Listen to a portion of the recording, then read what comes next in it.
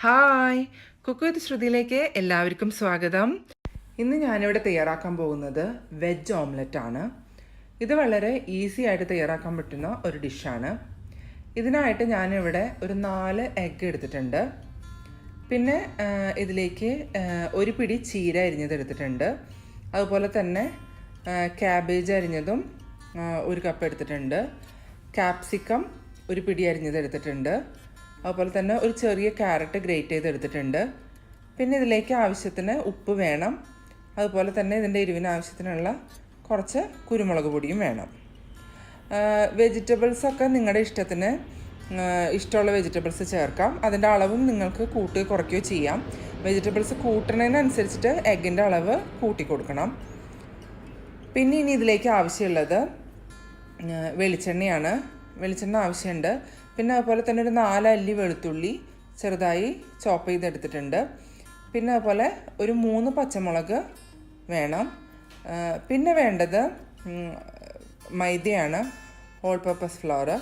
മൈദ ചേർക്കണത് ഇതൊന്ന് കമ്പൈൻ ചെയ്ത് വരാനാണ്. ഇല്ലെങ്കിൽ ഇതൊന്ന് മുട്ടയുടെ കൂട്ടിലേക്ക് ഇട്ട് പോകുമ്പോൾ അതങ്ങനെ താഴെ പോവും.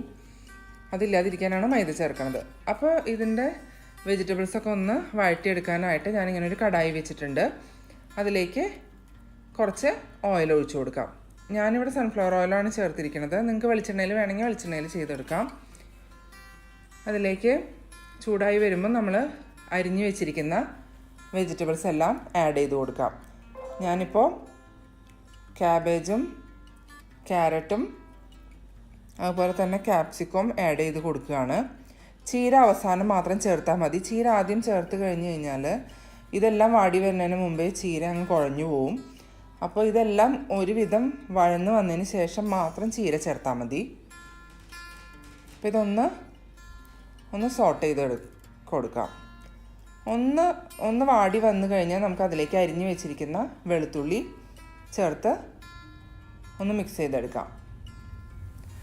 വെളുത്തുള്ളിയുടെ ഒരു പച്ചമണം എല്ലാം മാറി വരുമ്പോൾ നമുക്കതിലേക്ക് അരിഞ്ഞു വെച്ചിരിക്കുന്ന പച്ചമുളക് എടുത്ത് തന്നെ ഇതുപോലെ വട്ടത്തിൽ കീറിയിടണമെങ്കിൽ നിങ്ങൾക്ക് അങ്ങനെ ചെയ്യാം. ഞാനിവിടെ വട്ടത്തിൽ അരിഞ്ഞെടുത്തു എന്ന് മാത്രം.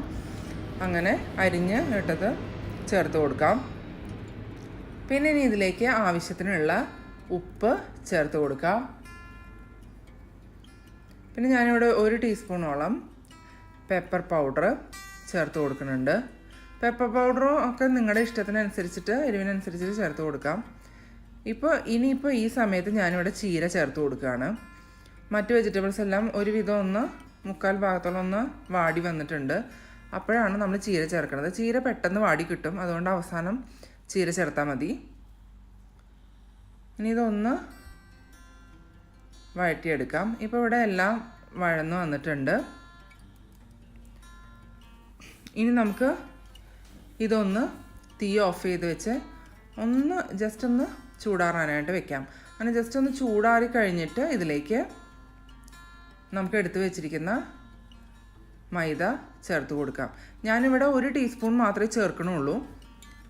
ഇത് എന്തിനാണ് ഇങ്ങനെ ചേർക്കണമെന്ന് വെച്ച് കഴിഞ്ഞാൽ, അല്ലെങ്കിൽ നമ്മൾ ഇത് വാടി വന്നതാണല്ലോ. അപ്പോൾ നമ്മൾ മുട്ടയുടെ കൂട്ടിലേക്ക് ഇട്ട് കൊടുക്കുമ്പോൾ ഇതങ്ങ് താഴെ പോവും. അതങ്ങനെ ഇല്ലാതിരിക്കാൻ വേണ്ടിയാണ് നമ്മൾ മൈദ ചേർത്ത് കൊടുക്കുന്നത്. ഇനിയിപ്പോൾ എടുത്തു വെച്ചിരിക്കുന്ന 4 മുട്ടയും അതുപോലെ കുറച്ച് ഉപ്പ് ചേർത്തിട്ട് ഉപ്പും അതുപോലെ തന്നെ പെപ്പർ പൗഡറും ചേർത്ത് ഒന്ന് ബീറ്റ് ചെയ്തെടുക്കാം. ഞാനിവിടെ ഒരു 1/2 ടീസ്പൂൺ പെപ്പർ പൗഡറാണ് ചേർക്കണത്. നിങ്ങൾ എരിവിനനുസരിച്ചിട്ട് പെപ്പർ പൗഡർ ചേർക്കുക, ഉപ്പും ചേർക്കുക, നന്നായി ബീറ്റ് ചെയ്തെടുക്കുക. അപ്പോൾ ഞാനിവിടെ ഇത് നന്നായി ബീറ്റ് ചെയ്തെടുത്തിട്ടുണ്ട്. ഇനി ഇങ്ങനെ ബീറ്റ് ചെയ്ത് വെച്ചതിലേക്ക് നമ്മൾ വഴറ്റി വെച്ചിരിക്കുന്ന വെജിറ്റബിൾസ് ചേർത്ത് കൊടുക്കാം. നമ്മൾ മൈദ വെച്ചിട്ടൊന്ന് കമ്പൈൻ ചെയ്തെടുത്തുകൊണ്ട് തന്നെ ഇതിങ്ങനെ താഴേക്ക് പോവില്ല. അത് കറക്റ്റായിട്ട് വരും അതങ്ങനെ കുക്ക് ചെയ്തെടുക്കുമ്പോൾ.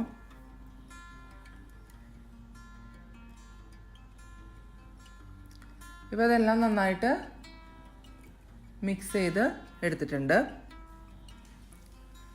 ഇനി നമുക്ക് കുറച്ച് കുഴിവുള്ള ഇതുപോലെ ഉള്ള ഒരു സോസ് പാനാണ് ഇത് ചെയ്യാനായിട്ട് നല്ലത്. ഞാനിപ്പോൾ സോസ് പാൻ നന്നായി വെളിച്ചെണ്ണ വെച്ചിട്ട് ഒന്ന് ഗ്രീസ് ചെയ്ത് കൊടുത്തിട്ടുണ്ട്. നിങ്ങൾക്ക് നെയ്യ് വേണമെങ്കിൽ നെയ്യ് ചേർക്കാം, അത് നിങ്ങളുടെ ഇഷ്ടം. ഞാനിവിടെ വെളിച്ചെണ്ണ ഒന്ന് ഗ്രീസ് ചെയ്ത് കൊടുത്തിട്ടുണ്ട്.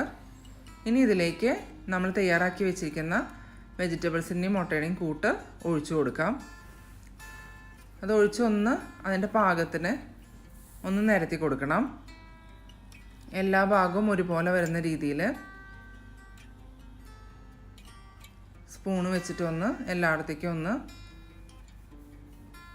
ആക്കി കൊടുക്കുക. അങ്ങനെ ആ മിക്സ് മുഴുവനും ആ സോസ് പാനിലേക്ക് ഒഴിച്ചു കൊടുക്കാം. അതിനുശേഷം ഇതുപോലെ സ്പൂൺ വെച്ചിട്ട് ഒന്ന് എല്ലാ ഭാഗത്തേക്കും കറക്റ്റായിട്ട് അതിൻ്റെ കൂട്ട് വരുന്ന രീതിയിലൊന്ന് നിരത്തി കൊടുക്കാം. ഇനി ഇതിനെ നമ്മൾ ചെറു തീയിലാണ് വേവിച്ചെടുക്കേണ്ടത്. ഫ്ലെയിം കൂട്ടി വെക്കരുത്, ചെറിയ തീയിൽ വേവിച്ചെടുക്കണം. മുട്ട ആയതുകൊണ്ട് തന്നെ അധികം സമയമില്ലാതെ പെട്ടെന്ന് തന്നെ വെന്ത് കിട്ടും. പക്ഷേ ലോ ഫ്ലെയിമിൽ വെച്ചിട്ട് കുക്ക് ചെയ്തെടുക്കാനായിട്ട് ശ്രദ്ധിക്കണം, അല്ലെങ്കിൽ അടി കരിഞ്ഞു പോവും, മോൾ ഭാഗം ഒട്ട് വേവുമില്ല. അപ്പോൾ അതുകൊണ്ട് അത് പ്രത്യേകം ശ്രദ്ധിക്കണം.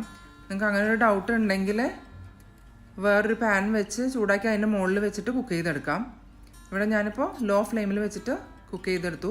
ഒരു 15 മിനിറ്റ് ആകുമ്പോഴേക്കും അടിഭാഗമൊക്കെ വെന്ത്, ഇനിയിപ്പോൾ മുകളിൽ കുറച്ച് ഭാഗം മാത്രമേ വേവാനായിട്ടുള്ളൂ. ഇതുപോലെ സൈഡൊക്കെ നന്നായിട്ട് വിട്ട് വന്നിട്ടുണ്ട്. അപ്പോൾ നമ്മൾ എന്ത് ചെയ്യണമെന്ന് വെച്ച് കഴിഞ്ഞാൽ ഇതൊന്ന് ഫ്ലിപ്പ് ചെയ്തിട്ട് ഈ ഭാഗം ഒന്ന് കുക്ക് ചെയ്തെടുക്കണം. അപ്പോൾ അതിനായിട്ട് ഞാനിവിടെ ഒരു ഫ്രൈ പാനിൽ ജസ്റ്റ് കുറച്ച് വെളിച്ചെണ്ണ ഒന്ന് ഗ്രീസ് ചെയ്ത് കൊടുത്തിട്ട് ഇതൊന്ന് ഫ്ലിപ്പ് ചെയ്തിട്ട് കൊടുക്കുകയാണ്. ഇപ്പോൾ ഇതിപ്പോൾ മറ്റേ സൈഡ് നന്നായിട്ട് മുരിഞ്ഞ് വന്നിട്ടുണ്ട്. ഇനി അടിഭാഗം ഒന്ന് കുക്ക് ചെയ്ത് വരാനുണ്ട്. അതിനൊരു 5 മിനിറ്റ് വേണ്ടൂ. അതുപോലെ ഇട്ട് ഒന്ന് കുക്ക് ചെയ്തെടുക്കാം. ഒരു 5 മിനിറ്റൊക്കെ ആകുമ്പോഴത്തേനും അത് കുക്കായിട്ട് വന്നിട്ടുണ്ട്. അപ്പം ഞാനതിനെ ഒരു പ്ലേറ്റിലേക്ക് മാറ്റുകയാണ്. അപ്പോൾ വളരെ ഈസി ആയിട്ട് തന്നെ പെട്ടെന്ന് തയ്യാറാക്കാൻ പറ്റുന്ന വെജ് ഓംലെറ്റ് ഇവിടെ റെഡി ആയിരിക്കുകയാണ്. നിങ്ങളെല്ലാവരും ഇത് ട്രൈ ചെയ്ത് നോക്കാം.